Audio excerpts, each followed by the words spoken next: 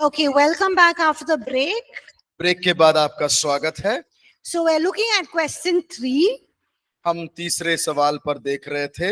that even though we are blessed by God, हम परमेश्वर के द्वारा अनुग्रहित हैं we are blessed with every spiritual blessing, और सारे आत्मिक वरदानों से भरे अनुग्रहित हैं। and we have received it as a gift by God, from God, हमने उसको एक इनाम के रीति से प्राप्त किया है and we are already positionally sanctified, made righteous and justified before God. हम परमेश्वर के सामने शुद्ध किए गए हैं, न्याय किए गए हैं और और पवित्र किए गए हैं। Then how does living a holy life, make a difference?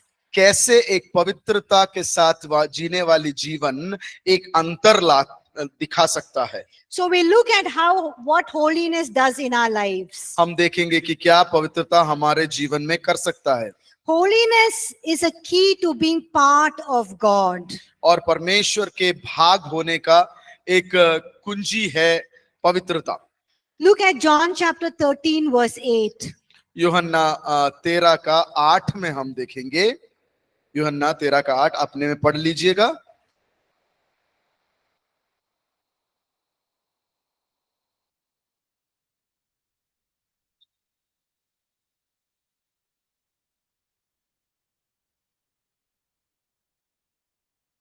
So here what is Jesus doing? यहाँ पर यीशु क्या कर रहा है? Yes, he's washing his disciples' feet. यीशु जो है अपने शिष्यों का पांव धो रहा है।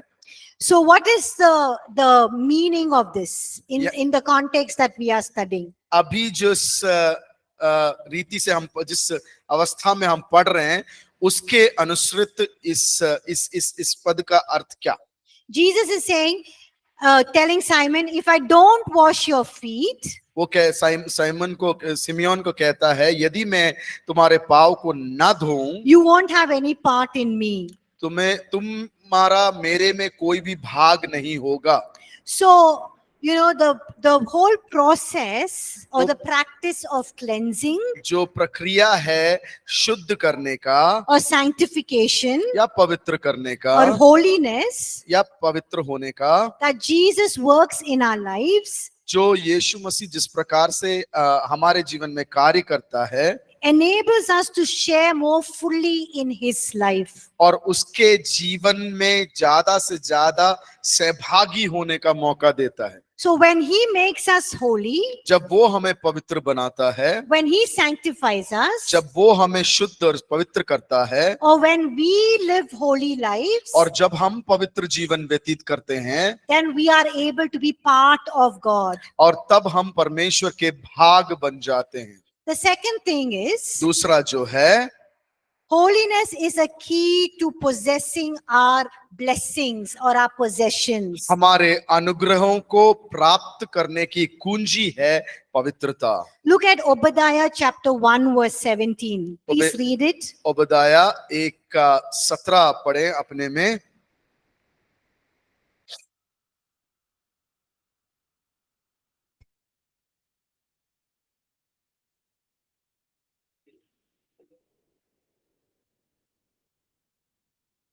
Now Mount Zion जायन पहाड़ जो था is in the New Testament. नए नियम में भी है। No, in the New Testament, नए नियम में सॉरी Mount Zion जियोन पहाड़ is a type of the church. वो एक कलीसिया को दर्शाता है। So Mount here, God is saying यहाँ पर परमेश्वर कहता है that Mount Zion, ज़योन पर्वत, which is a type of church, जो एक कलीसिया को के समान है, is a place of deliverance, वो एक छुटकारे का स्थान है, holiness, पवित्रता, and a place where people of God will possess their things. और वो जगह जहां पर परमेश्वर के लोग उनके अधिकार को प्राप्त करेंगे। So holiness पवित्रता is very important in our lives बहुत ही महत्वपूर्ण बात है हमारे जीवन में, because holiness helps us to experience. क्योंकि परमेश्वर का पवित्रता हमें ये अनुभव करने को देता है, We experience deliverance वो हमें छुटकारा को अनुभव करने को देता है, and also a possession of our blessings or the possessions that God has. और जो उसके पास में जो वस्तुएं हैं उसको प्राप्त करने को। Holiness is also profitable in all things. और पवित्रता जो है सब में लाभदायक है। Look at 1 Timothy chapter 4 verse 8. पहला तीमुथियुस 4 का 7 से 8 तक देखेंगे। 1 Timothy chapter 4 verse 8 पहला तीमुथियुस 4 का 8 says godliness is profitable in all things. कहता है कि पवित्रता जो है सब बातों में लाभदायक है, And it has promise in this life now और इस युग में इस जीवन में भी उसका वादा, and also in the life to come. और आने वाले जीवन में भी। So holiness पवित्रता has a great blessing, पवित्रता में एक बड़ी अनुग्रह है, or it's beneficial और वो लाभदायक है because it brings rewards क्योंकि वो इनाम लेकर आता है in all areas of our life हमारे पूर्ण जीवन के क्षेत्र में and also in the world to come. और आने वाले युग में भी। That means in our life and we in eternity. और उसका मतलब है कि अनंत काल के जीवन में। Holiness is also पवित्रता ऐसा भी is a key to being a vessel of honor. सम्मान का पात्र बनने का कुंजी है। A very interesting thing Paul writes to Timothy in 2 Timothy chapter 2 verses 19 to 21. बहुत ही रुचिदायक बात जो है दूसरा तिमोथी 9 का 19 से No, दो का 19 से 21 में पौलुस लिखता है। please read everyone. आप में से पढ़ लें।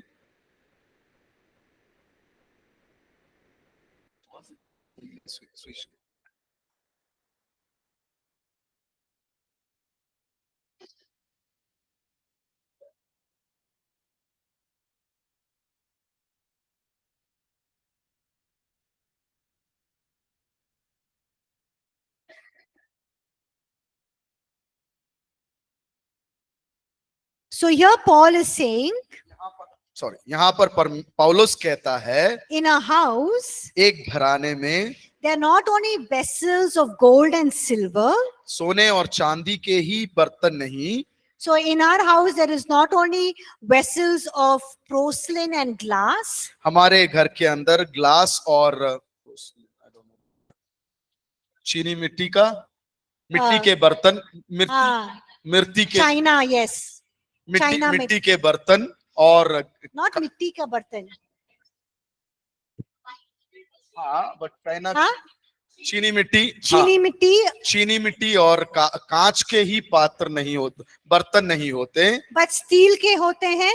लेकिन स्टील के से भी बने हुए होते हैं। और even clay, we have clay pots at home. मिट्टी से बने हुए बर्तन भी हमारे घर में होते हैं। And so he's saying some of these which we use are for, when special guest comes, we use all these porcelain and these glass items. जब मेहमान घर पे आते हैं हम विशेष तरीके से ये चीनी मिट्टी से बने हुए बर्तन और कांच के बने हुए बर्तन को इस्तेमाल करते हैं। But every day we use just steel or the मिट्टी का बर्तन. लेकिन हम हर दिन में जो हम इस्तेमाल करते हैं स्टील से बने या मिट्टी से बने हुए बर्तन। So he says there are some vessels for honor, some for dishonor. तो पौलुस कहता है कि कुछ बर्तन ऐसे हैं जो सम्मान के बर्तन है, कुछ बर्तन ऐसे हैं जो असम्मान के बर्तन है। So he says you can be a vessel of honor. वो पौलुस कहता है कि आप जो है सम्मान के बर्तन बन सकते हैं, You can be a vessel of dishonor. या फिर जो सम्मान ना लाने वाली वो बर्तन भी बन सकते हैं। So who can be vessels of honor? और कौन लोग जो है सम्मान के पात्र बन सकते हैं? Those who are cleansing themselves every day from everything that is impure and unholy. जो कुछ अशुद्ध है और अपवित्र है उन सारे चीजों से वो व्यक्ति जो दैनिक रीति से अपने आप को साफ करता है, And living for their master, that is God. और वो उनके मालिक के प्रति जो परमेश्वर है अपने जीवन को जीता है। And so Paul says such people will be vessels of honor. पौलुस कहता है उस प्रकार के व्यक्ति परमेश्वर के सम्मान के पात्र बनेंगे, And such vessels God will pour out his glory on them. और ऐसे पात्रों के अंदर परमेश्वर अपनी महिमा को उंडेलेगा, And such vessels God will prepare them for good works, for great works. और ऐसे पात्रों को परमेश्वर बड़े तायत के कामों के लिए तैयार करेगा। So I want to ask you this question. मैं आपसे एक सवाल करना चाहती हूँ, You want to be a vessel of honor or vessel of dishonor? क्या आप सम्मान का पात्र बनना चाहते हैं या सम्मान ना लाने वाली पात्र बनना चाहते हैं?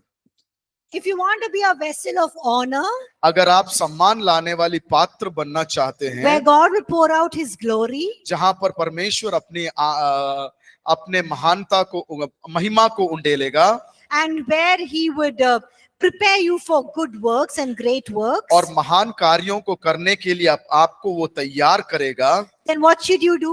क्या करना है आपको? If you want to be a vessel of honor, आपको अगर एक सम्मान का पात्र बनना है तो क्या करना है? yes, you have to sanctify yourself. अपने आप को शुद्ध करना, पवित्र करना। You have to cleanse yourself from everything that is unholy and impure. जो कुछ अशुद्ध है, जो कुछ पवित्र नहीं है, उसमें से हम अपने आप को साफ करना है। Another thing, holiness is key to walking in spiritual authority. और दूसरा है कि पवित्रता जो है आत्मिक अधिकार में चलने की कुंजी है। So if you want to, when you pray in Jesus' name, और जब हम परमेश्वर यीशु के नाम से प्रार्थना करते हैं, for those who are sick, जो लोग बीमार हैं, for those who are demon possessed, जिनके अंदर दुष्ट आत्मा का वास है, and you want to see God's work through you, और आप देखना चाहते हैं कि आपके द्वारा पवित्र परमेश्वर का कार्य हो सके, and you want to see your spiritual authority at work, और आपके आत्मिक अधिकारों को कार्य में होता हुआ देखना चाहते हैं, you have to walk in submission to God, और आपको परमेश्वर के सामने समर्पित जीवन जीना पड़ेगा। which means you have to walk in holiness, उसका मतलब है कि हमें पवित्रता में चलना पड़ेगा, which means you have to be holy like God is holy. और उसका मतलब है कि हमें पवित्र होना है जिस प्रकार से परमेश्वर पवित्र है। The last thing, आखिरी जो है, holiness is a key to Christ likeness. मसीह समानता के प्रति एक कुंजी है।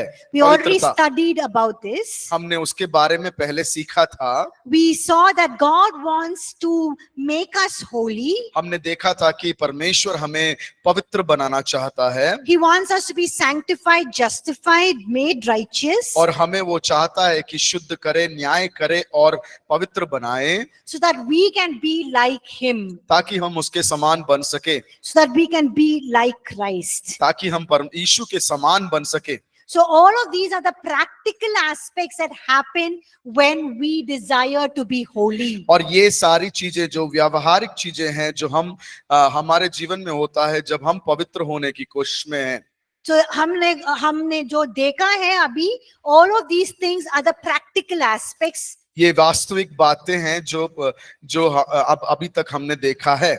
You know, we looked at all of these keys to holiness, हमने ये सारी कुंजियों को देखा पवित्रता की ओर, which are the practical aspects of making us holy. ये जो है व्यवहारिक बातें हैं जो हमें पवित्र बनाता है। So when we are holy, जब हम पवित्र हैं, we become part of God, हम परमेश्वर के भाग बन जाते we are हैं, part of his life, उसके जीवन के भाग बन जाते हैं, we possess all of the possessions that he has for us, और उसके पास जो कुछ है उस सारे चीजों का हम भी भागी बन जाते हैं, we are profitable in all things, और हम सब चीजों में लाभदायक हो जाते हैं, we become vessels of honor, हम जो है सम्मान के पात्र बन जाते हैं, we walk in spiritual authority, हम पवित्र अधिकार में चलते हैं, and also we become more like Christ. और हम ज्यादा से ज्यादा मसीह के समान बन जाते हैं। So yes, positionally we have been sanctified, सही है कि हम स्थापित किए, स्थानीय रीति स्थापित किए हैं पवित्रता में। But when we walk in holiness, live in holiness, जब हम उसके पवित्रता में जीते हैं और उसके पवित्रता में हम चलते हैं, then we will experience these things which I just called out now. और जो अभी ये सूचियां हमने देखा वो होता है हमारे जीवन में। Okay, did you all get it? क्या आपको समझ में आया? Yes. हाँ या ना? Okay, we look at the fourth question. हम चौथे सवाल की ओर जाएंगे। So please look at your notes, the fourth question.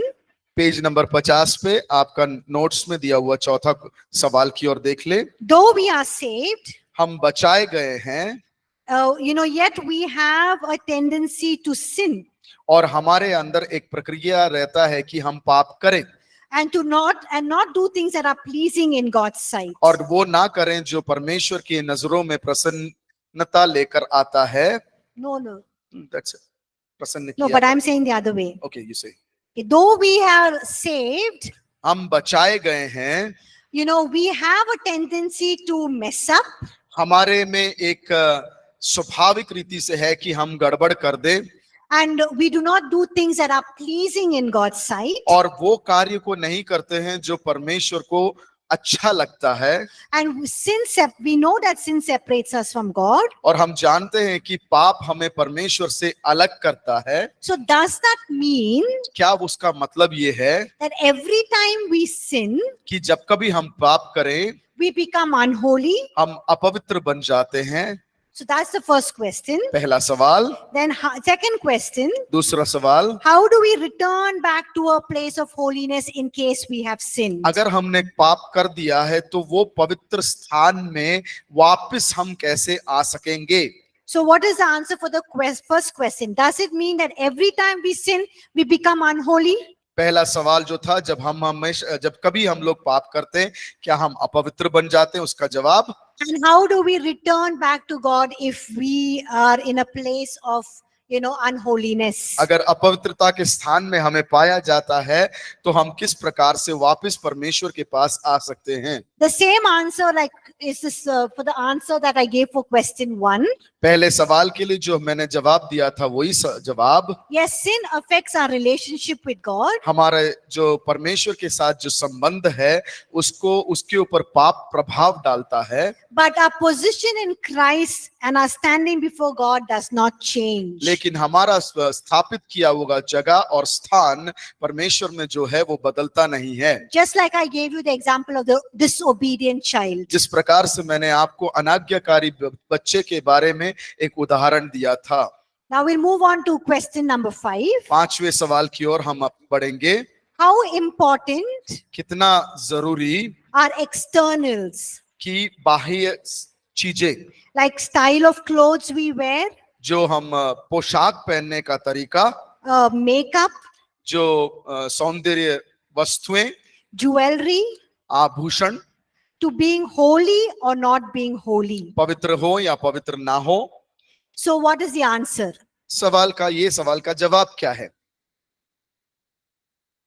God looks at our heart and not at the externals. और वो परमेश्वर है जो हमारे बाह्य को नहीं देखता है लेकिन हमारे हृदय को देखता है। And we know this in 1 Samuel chapter 16 verse 7. ये हम पहला शमूएल 16 का 7 में हम देख सकते हैं, Where God tells Samuel, don't look at God, does not look at the outward appearance of the man, but God looks at the heart.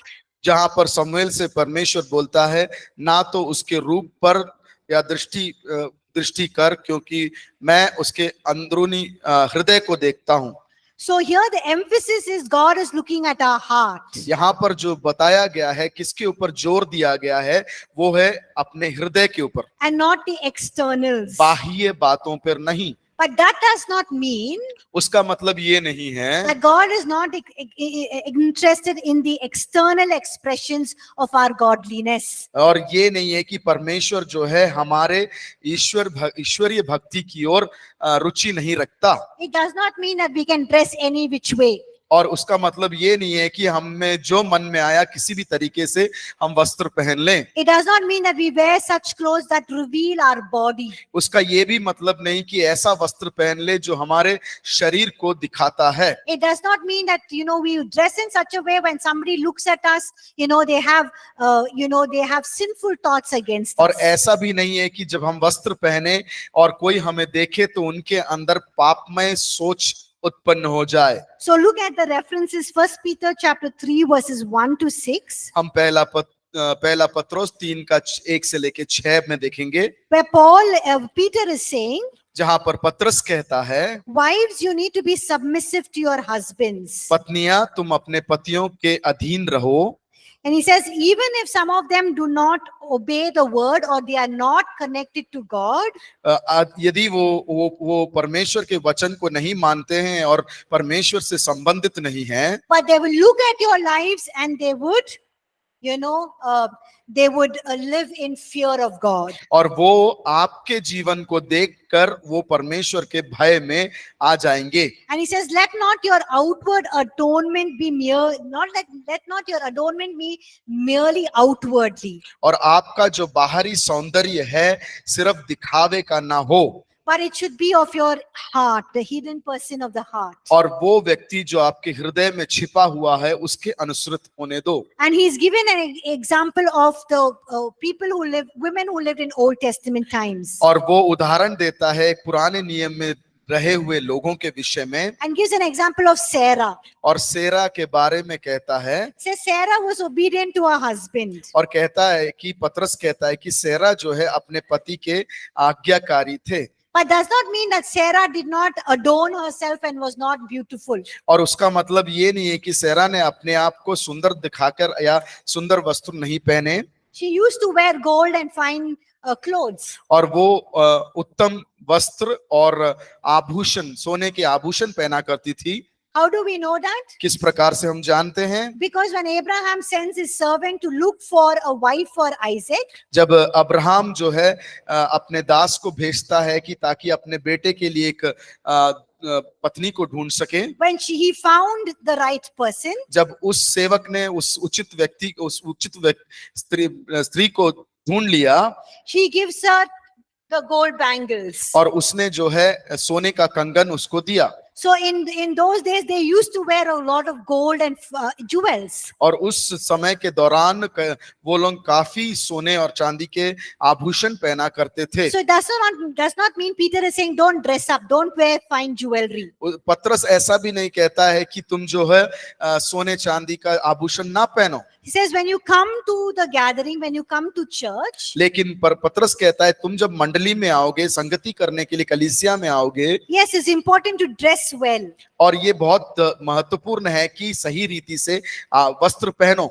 Dress nicely and come because you're coming to worship the King of Kings. सही रीति से वस्त्र पहन कर आओ, क्योंकि आप इसलिए आ रहे हो क्योंकि आप राजाओं के राजा की आराधना करने के लिए आ रहे हो। But don't come so badly, dressed in such a way, और इस प्रकार से वस्त्र पहन कर ना आओ that will disturb the men or the men will disturb the women. जो एक स्त्री को या एक पुरुष को ध्यान भटका दे। They will be thinking of all those negative thoughts. और नकारात्मक सोचों को उनको वो लोग ना सोच पाए। Don't dress in a way to attract people. उस तरीके से वस्त्र धारण ना करो जिसके द्वारा दूसरे आप में आकर्षित हो जाएं। But dress in a self that is pleasing and acceptable before और God. उस प्रकार से वस्त्र पहनो जो परमेश्वर को स्वीकृत हो। Look at what Paul writes in Romans chapter 14 verses 1 to 12. देखिएगा रोमियो की पत्री 14 का 1 से लेके 12 में पौलुस क्या लिखता है। Paul says in verse 2, दूसरे पद में पौलुस कहता है, one believer eats all things. एक को विश्वास के सब कुछ खाना उचित जो है। विश्वासी है वो सब कुछ खा लेता है। विश्वासी जो है सब खाना उचित समझता है। But who is weak, he will eat, or weak in the sense those who are new in the faith, new believers, they will eat only vegetables. और वो जो विश्वासी जो निर्बल है वह साग वो खाता जो है। विश्वासी जो अभी नया विश्वासी है वो सिर्फ साग खाता है, वेजिटेबल्स खाएगा. साग। So don't judge both of them. और पौलुस कहता है ये दोनों को आप न्याय ना करें। Don't despise the one who eats everything, और जो व्यक्ति जो सब कुछ खाता है उसको भी तिरस्कार ना करें। and those who are eating only vegetables, even don't judge them. और जो सब्जियां खाता है उनका भी तिरस्कार ना He करें। says, who are you to judge? वो एक सवाल पूछता है कि तुम कौन होते हो न्याय करने के लिए, Because God is the judge. क्योंकि पौलुस कहता है कि परमेश्वर है जो न्याय करता है। If you are convinced in your mind, अगर आप अपने मन में you're convinced in your mind, आप अपने मन में अगर निश्चित रूप हो से ये सोच लिया है कि मुझे जब कलेसिया जाना है मुझे सिर ढकना है, अगर निश्चित रूप से आपने निश्चय कर लिया है कि जब मैं कलेसिया जाऊंगी तो मैं चप्पल पहन के अंदर नहीं जाऊंगी, निश्चित रूप से आप जब कलेसिया जाओगे तो आप सोचेंगे कि मैं मेकअप नहीं डालूंगी. सो आपका सोच है. अगर किसी और ने मेकअप डाल के आए हैं तो अगर आपने नहीं डाला है तो उनको न्याय मत करो. अगर वो चप्पल पहन के अंदर आता है उसको न्याय मत करो. अगर वो सिर नहीं ढकता है उसको न्याय मत करो. So everyone, Paul is saying, everyone should do what they have convinced in their heart and their mind. और उनके सब लोग जो है अपने में जो मन में जो विचार है उसके अनुसार सब लोग करें. Because he says, those who eat to the Lord.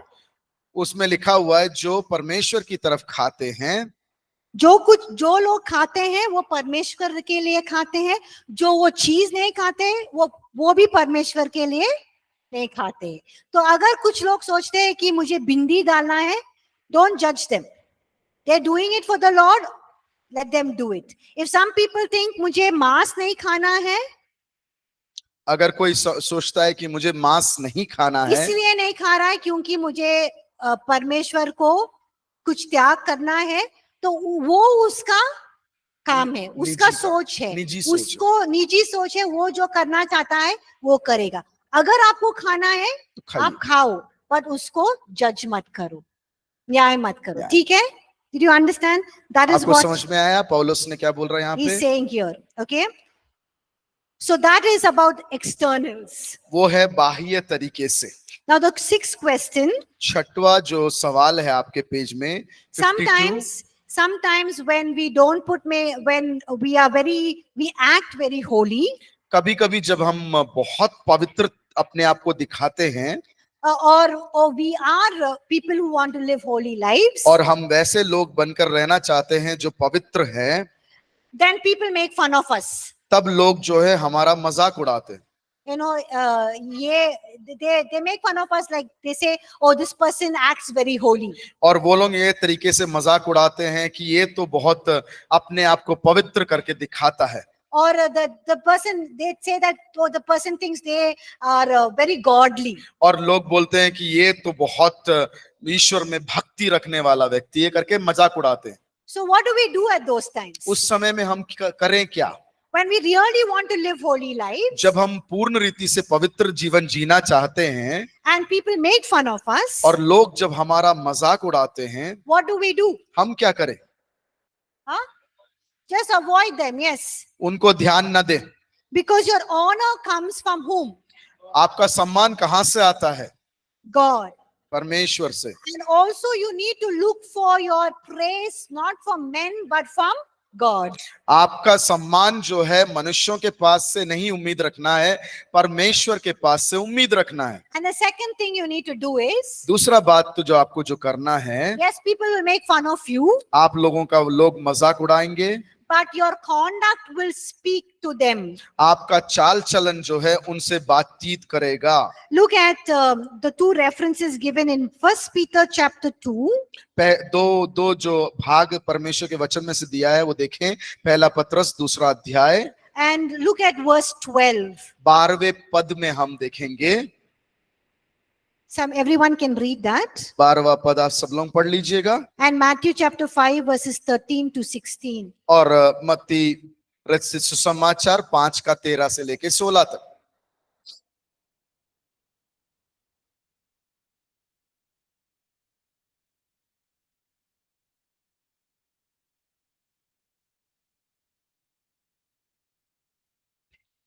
So in First Peter chapter 2, पहला पत्रस दूसरा अध्याय in chapter verse 12, 12वां पद, Peter is saying, पत्रस कहता है, live in such a way उस प्रकार से अपने जीवन को जिए among the Gentiles अन्य जातियों के बीच में or among unbelievers, अविश्वासियों के बीच में, that when they speak against you, जब वो आपके विरोध में बातचीत करें, they may see your good works आपके अच्छे कामों को वो देखें and glorify God. और परमेश्वर की स्तुति करें। So continue doing the good things, अच्छे कामों को करने में जारी रहे, so that even though people speak evil of you, जब लोग आपके विरुद्ध में दुष्टता के साथ बातचीत करते हैं, you know, they will observe your good works वो आपके अच्छे कामों को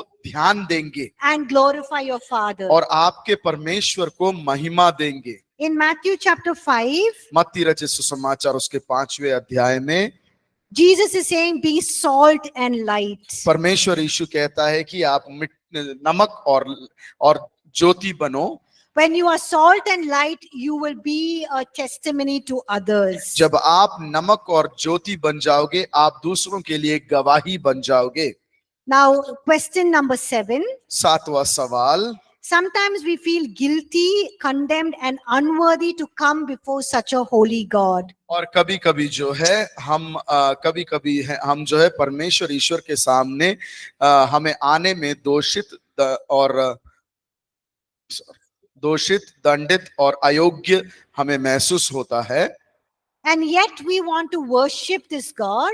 फिर भी हम इस परमेश्वर की आराधना करना चाहते हैं, We want to come close to Him. हम उसके करीब आना चाहते हैं। How do we overcome this sense of condemnation? और इस दोष की भावना को हम कैसे सामना करेंगे, Especially when we have sinned. प्रत्येक तरीके से उस समय जब हमने पाप किया हो। So when you come to church on Sunday, जब आप कलीसिया में रविवार के दिन आते हो or on Saturday itself you're thinking, और शनिवार के दिन ही आप सोचना शुरू करते हो, अरे this week I fought with my wife, इस हफ्ते जो है मैंने अपनी पत्नी के साथ झगड़ा किया, or you know I fought with my parents, मैंने अपने माता पिता के साथ झगड़ा किया, or fought with my neighbor. अपने पड़ोसी के साथ झगड़ा किया, Everyone came to know, सब लोग जान गए हैं or I've done something really wrong. कि मैंने कुछ गलत किया है। I feel so dirty, sinful and unholy. मेरे को बहुत ही गंदा अनुभव होता है, दोषित अनुभव होता है। You feel so condemned. मुझे दोषित अनुभव होता है। And then you say, I won't go to church tomorrow. Pardon? I won't go to church और तब tomorrow. मैं निर्णय ले लेता हूं कि मैं कल कलीसिया नहीं जाऊंगा, Or I won't go for the prayer meeting. और मैं प्रार्थना मंडली में भी नहीं जाऊंगा, Or I won't sit for family prayer. और मैं पारिवारिक प्रार्थना में नहीं बैठूंगा। What do you do at such times? उस समय के दौरान हम क्या करें? Please don't stop reading your Bible and praying. और वचन को पढ़ना और प्रार्थना को ना रोकें। Please don't stop going to church. कलीसिया जाना भी ना रोकें। Confess your sin to God अपने पापों का अंगीकार कर लें परमेश्वर से, and receive your cleansing. और परमेश्वर से अपना शुद्ध करना स्वीकार कर लें, Embrace God's gift of righteousness. और उसके धार्मिकता को स्वीकार कर लें, Already know that you have been made righteous and been sanctified. और जान लें कि आपको परमेश्वर ने शुद्ध और पवित्र और धार्मिक बनाया है। And Romans chapter 8 verse 1 says, Romeo की पत्री 8 का 1 ऐसा कहता है, there is no condemnation for those who are in Christ Jesus. जब विश्वासी धर्मी ठहरे उसके विरोध में कोई दोष नहीं है। So don't condemn yourself. अपने आप को दोषी ना ठहराएं, Just confess your sin and then continue with living a holy life. अपने पापों का अंगीकार करें और पवित्र जीवन को आगे जारी रखें। Now question number 8. 8वां सवाल, Is there a difference between holiness and living a disciplined Christian life? क्या पवित्रता और अनुशासित मसीह जीने में कोई अंतर है? Sunil, आपका क्वेश्चन है. सुनील, आपका सवाल है ये। Does holiness have to do with reading the Bible, praying, having daily devotions, or is there more to this? क्या पवित्रता का मतलब है बाइबल पढ़ना, प्रार्थना करना या दैनिक भक्ति को करना, या इससे भी ज्यादा है? Yes, a standing of righteousness before God is a gift. और परमेश्वर के सामने धार्मिक रीति से खड़े होना ये एक वरदान है।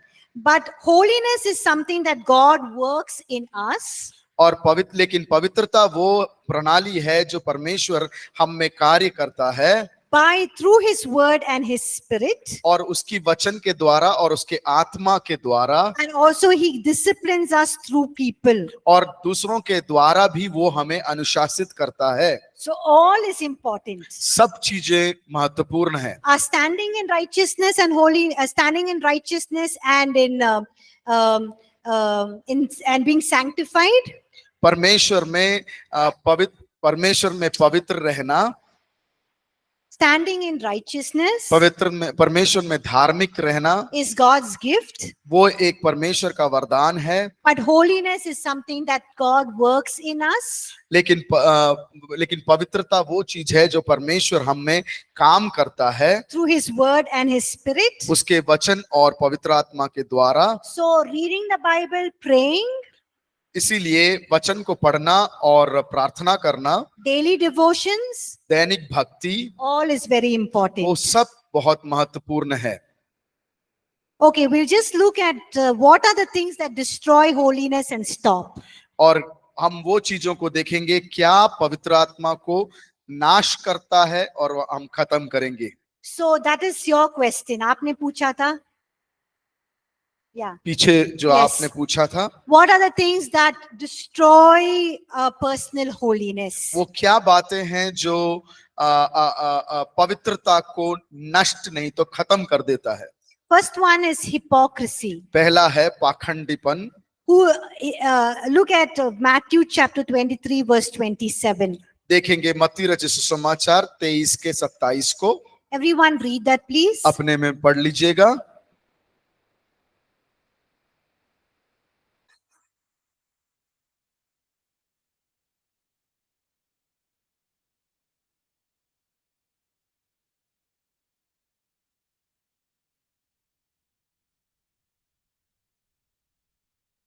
What does Jesus call the scribes and the Pharisees?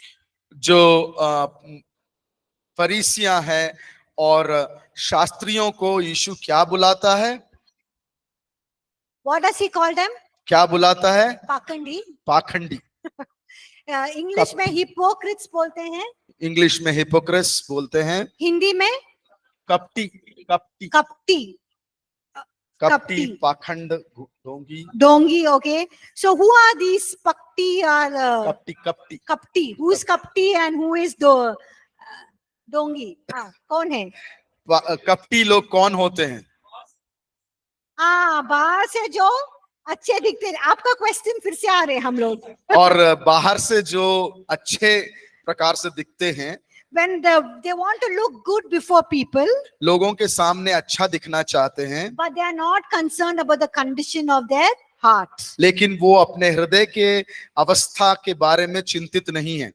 Condition of their heart before God. परमेश्वर के सामने उनका हृदय का स्थिति। Hypocrites also look for praise from men. जो पाखंड लोग, जो कपटी लोग होते हैं, मनुष्यों के पास से प्रशंसा चाहते हैं। They are not looking for praise or applause from God. वो लोग जो है परमेश्वर के पास से प्रशंसा या ताली मतलब प्रशंसनीय बातों को उम्मीद नहीं करते हैं। There are also people who are not willing to look at their own faults. ऐसे भी लोग हैं जो अपने गलतियों को नहीं देखना चाहते हैं, But they are looking at the faults in other people's eyes. और वो लोग दूसरे लोगों के आंखों में जो गलतियां हैं उसको ढूंढते हैं। They might be big sinners. वो होंगे बड़े ही गंभीर रीति से पापी, But someone who does a small sin, they will catch them. और लेकिन वो लोगों के सामने अगर छोटा सा भी किसी ने गलती कर लिया, उसको वो लोग पकड़ लेंगे। So if you have this attitude, अगर आपके अंदर ऐसा एक नजरिया है, then this is going to destroy your holiness. और ये नजरिया जो है आपके अंदर की पवित्रता को खत्म कर देगा, नहीं तो नष्ट कर देगा। The second thing is worldliness. दूसरा है सांसारिक। You know, we love the things of this world, the people of this world, the standards of this world, the lifestyles of this world. हम जो है इस दुनिया के रीति तरीकों को, तौर तरीकों को, इस लोगों को, इस तरीके के व्यवहार को हम बहुत पसंद करते हैं। Look at what James chapter 4 verse 4 and 5 says. Please underline that in your Bible. आपके बाइबल में वो देख लें, याकूब की किताब जो पत्री जो 4 और 5, और अपने बाइबल में उसको थोड़ा मार्क कर लें। नोट्स में भी मार्क कर लें, और नोट्स में भी आप उसको मार्क कर लें, बाइबल में और नोट्स में दोनों में आप उसको मार्क कर लें। याकूब 4 और 5।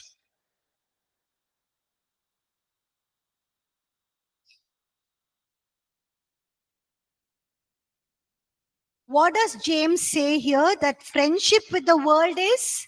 यहाँ पे याकूब क्या बोलता है? दुनिया के साथ की संसार के साथ लगाई हुई दोस्ती।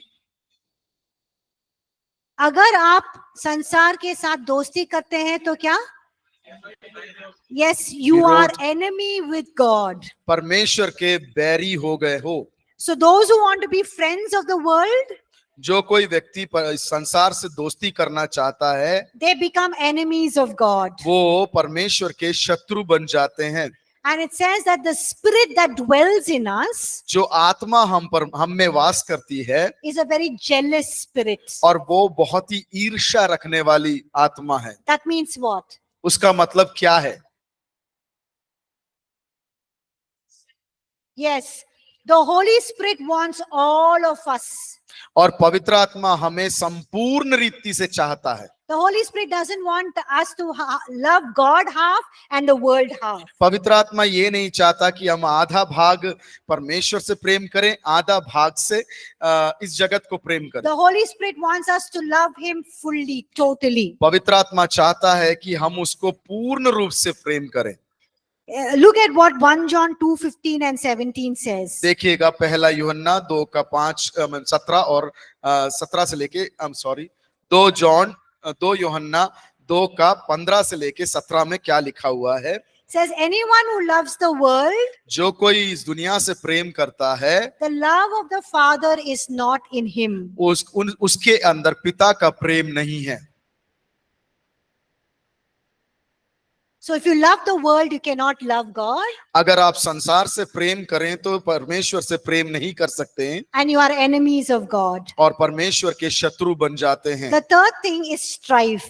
और तीसरा है संघर्ष। Strife. संघर्ष।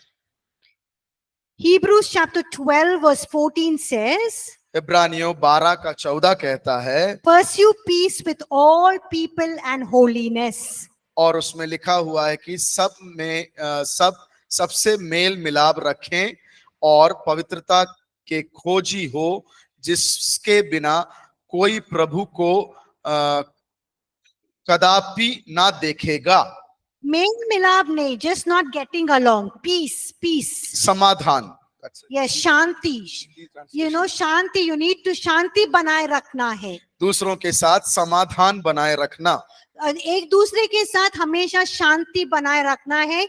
जब हो नहीं पाता है तभी भी आपको शांति बनाए रखना है। पीस। अगर किसी भी लोगों के साथ शांति बनाए नहीं रख सकते हैं, उस अवस्था में भी शांति को बनाए रखना है। And if your people were some of us are constantly fighting with others. और हम में से कुछ लोग होते हैं निरंतर दूसरों से बैर करते रहते हैं, We cannot live in peace. हम उनके साथ जो है समाधान के साथ नहीं रह सकते। हमेशा कुछ ना कुछ कुचली करते रहते हैं, बोलते रहते हैं, झगड़ा करते रहते हैं. हमेशा जो है दूसरों को कष्ट पहुंचाते रहते हैं, परेशानी देते रहते हैं. This can disturb our walk of holiness. ये जो चीज है जो हमारी पवित्रता की सफर को परेशानी में डाल सकता है. And the fourth thing चौथा is giving priority to natural desires or worldly desires. और जो जो जो जो प्राकृतिक चीजें हैं, उसकी प्राकृतिक इच्छाएं हैं, उसको प्रथम स्थान देना. So all of these things are hindrances towards, holiness. ये सारी चीजें जो है पवित्रता के प्रति एक रुकावट है. So we look at what are the 3 areas that we can compromise holiness. और हम 3 क्षेत्र देखेंगे जहां पर हम समझौता कर सकते हैं पवित्रता के विषय में. If you look at 1 John chapter 2 verse 16, पहला यूहन्ना 2 का 15 से 17 में अगर देखेंगे, just 16वां पद देखिए. 16वां पद देखिएगा. It talks about the lust of the flesh, वो शारीरिक अभिलाषाओं के बारे में बताता है. the lust of the eyes, आंखों के अभिलाषाएं, and the pride of life. जीवन का घमंड. And it says this is not from the Father but from the world. इसके विषय में कहा जाता है ये परमेश्वर के पास से नहीं है, लेकिन झूठ बोलने वाले झूठ के पिता के पास से आता है. It comes from the devil. वो जो है दुष्टता के पास से आता है. So what is the lust of the flesh? और इस शरीर की अभिलाषा क्या है? Food. खाना. Some of us just want to keep on eating. कुछ लोगों में ऐसा है कि खाते ही रहना है. Eating and sleeping. खाओ और सो. और घूमना. और इधर उधर घूमना. बातें करना. And also that is the lust of the flesh. वो शारीरिक अभिलाषाएं हैं. And also sexuality. और शारीरिक संबंध. Lust of the eyes. आंखों का जो अभिलाषा. Imaginations. कल्पनाएं. Attractions. आकर्षण. And deception. और छल. They're always thinking, I wish I was rich, I was going in this car, marry this rich man, marry this beautiful woman, all of these imaginations. और ये कल्पनाएं हो, अगर मैं इस गाड़ी में, इतनी महंगाई गाड़ी में बैठ के जा सकता होता, इतना अमीर होता, उस अमीर लड़की के साथ शादी कर सकता, उस अमीर लड़के के साथ शादी कर सकता है. ये सब जो है आंखों की अभिलाषाएं हैं. And all these attractions. और जो आकर्षित करने वाली बातें. And also these sexual thoughts that happen in our minds and before our eyes. शारीरिक मोह के जो सोच विचार आपके मन में निरंतर आते रहते हैं. And the pride of life. और जीवन का अहंकार, नहीं तो डंभ. That is money. पैसा. Some of us want to become rich. कुछ लोग, हम में से कुछ लोग जो हैं बहुत अमीर बनना चाहते हैं. We power. शक्ति, बल. Sometimes we want to control people. We control people in our family, control people in the church. कभी कभी हम जो है दूसरों के ऊपर अधिकार चलाना चाहते हैं, उनको अपने अधीन में रखना चाहते हैं, परिवार में, कलीसिया में. And that is the pride of life. वो जो है जीवन का घमंड है. This is something you need to be very careful about. ये चीजों में आपको बहुत ही ध्यान देने की जरूरत है. The lust of the eye, the lust of the flesh. जो आंखों का अभिलाषा है, शरीर का अभिलाषा है. And the pride of life. और जीवन का अहंकार. The last thing is, और आखिरी बात जो है, 5 lifestyle practices to help us to become perfectly holy. 5 तत्व, 5 जीवन के अभ्यास जो हमें पवित्रता में सिद्ध करा सकता है. Living with reverence towards God and His Word. आदर और सम्मान के सामने परमेश्वर के प्रति और परमेश्वर के वचन के प्रति जीना. Living with reverence towards the Holy Spirit. पवित्र आत्मा के प्रति सम्मान के साथ जीवन को व्यतीत करना. Living with vigilance. और चौकन्ना होकर जीना. That means knowing your enemy and what he's going to do and how he's going to attack you. आपके दुश्मन की पहचान कर लेना और आपके जीवन में वो किस प्रकार से कार्य करेगा और क्या करेगा उसके विषय में. And living with boundaries. और सीमा नहीं तो एक दायरा बनाकर जीना. It's very important to live with boundaries. और एक सीमा रहित जीवन को जीना बहुत जरूरी है. And live with transparency. और पारदर्शी होकर जीना। That means let your parents or your wife or your husband know where you're going, what you're doing. और अपने पति को या अपने परिवार को बताना कि आप कहाँ जा रहे हैं। Or live with transparency with your parents.